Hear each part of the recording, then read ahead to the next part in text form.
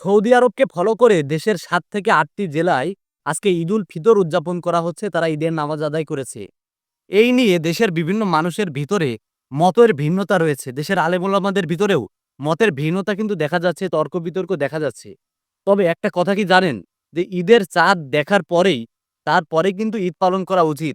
যখন ২৯ টা রোজার দিনে এমন কনফিউশন তৈরি হবে তখন যদি চাঁদ দেখা না যায় তাহলে ঐদিন ঈদ পালন না করাই উচিত। সেটা সৌদি আরবে হোক আর যেখানেই হোক। পরের দিন চাঁদ দেখা গেলে সেদিন ঈদ পালন করা উচিত অথবা ৩০ টা রোজা শেষে ঈদ পালন করা উচিত। এই নিয়ে দেশের বিভিন্ন মানুষের ভিতরে তর্ক-বিতর্ক রয়েছে। তবে আরেকটা কথা আছে সেটা হলো, আপনি যদি ঈদের দিন সেই দিন রোজা রেখে ফেলেন তাহলে সেটা কিন্তু নাজায়েজ কাজ হয়ে যাবে। ধরেন আজকে ঈদ ২৯ টা রোজার পরে ঈদ হবে।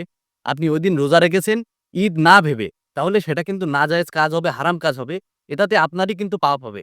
যেহেতু এই ঈদুল ফিতর বছরে একবারই আসে, ঈদ আমাদের খুশি, আনন্দ সবকিছু আমরা ঈদে ভাগাভাগি করি।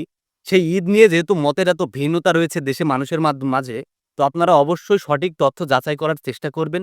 সঠিকভাবে তারপরে ঈদুল ফিতর পালন করবেন। ইনশাআল্লাহ ঈদ মোবারক।